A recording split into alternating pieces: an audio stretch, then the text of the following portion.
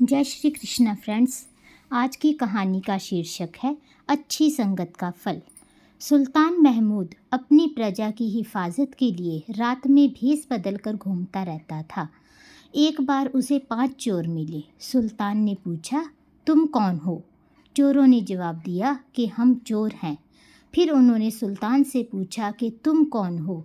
तो सुल्तान ने भी कह दिया कि मैं भी चोर हूँ। ये बात सुनकर चोरों ने उसे गिरोह में शामिल कर लिया। उन्होंने एक जगह चोरी करने की सलाह बनाई, लेकिन उससे पहले उन्होंने अपना सरदार बनाने की सलाह की। अब सरदार किसे बनाया जाए जिसमें सबसे ज़्यादा गुण हो? तो इसलिए सभी अपना अपना गुण बयान करने लगे। पहले चोर ने कहा कि मैं ऐसी घात लगाता हूँ कि मेरा डाला हुआ कांटा रस्सी एक बार में ही फंस जाएगा और खुलेगी नहीं, चाहे उस पर सैकड़ों आदमी चढ़ जाएं।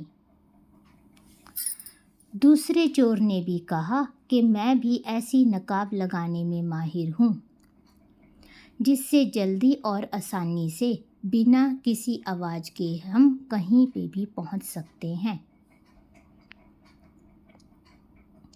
तीसरे चोर ने कहा कि मैं खुशबू से पहचान सकता हूँ कि कहाँ पर धन दौलत रखी है। चौथे चोर ने कहा कि मुझे जानवरों की भाषा समझ में आती है। पांचवें चोर ने कहा कि मैं जिसे भी रात में एक बार अगर देख लूँ तो उसे पहचान सकता हूँ। अब सुल्तान सोच रहा था कि वह क्या कहे।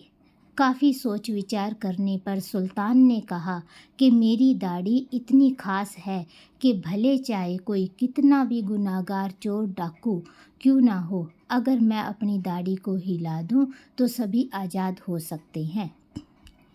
चोरों ने जब सुल्तान की ये बात सुनी तो उन्हें सुल्तान का गुण सबसे ज़्यादा अच्छा लगा और सुल्तान को अपना सरदार बना लिया। पास में ही सुल्तान का महल था। चोरों ने सलाह की कि आज क्यों ना हम सुल्तान के महल में चोरी करें। सुल्तान ने भी मजबूरी में हाँ में हाँ मिला दी।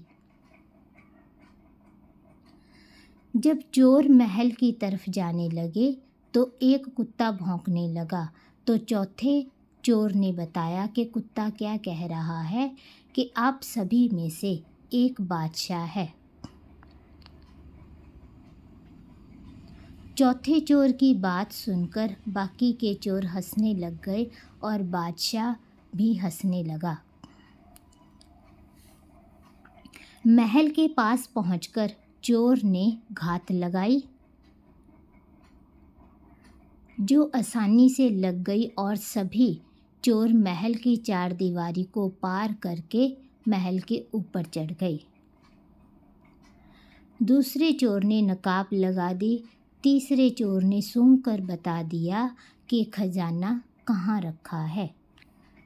सभी ने माल इकट्ठा करके गठरियों में बांध लिया और अलग अलग गठरी बांट ली और अपने अपने घर चले गए।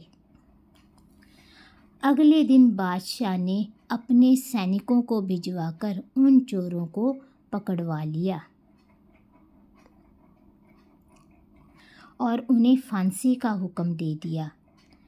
तब उनमें से 5वां चोर सामने आया। उसने कहा, बादशाह सलामत, मैंने आपको पहचान लिया है।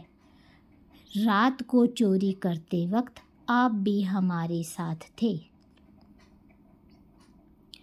अब आपकी बारी है, आप रहम करो, अपनी दाढ़ी को हिलाओ और हमें आज़ाद करो। हम सच्चे दिल से इकरार करते हैं कि आगे से कभी चोरी नहीं करेंगे। बादशाह को उन पर दया आ गई। उसने अपनी दाढ़ी हिला दी और उन चोरों को आज़ाद कर दिया। तो फ्रेंड्स, आपको ये कहानी कैसी लगी? कृपया मुझे कमेंट बॉक्स में ज़रूर भेजें। जय श्री कृष्णा। राधे राधे।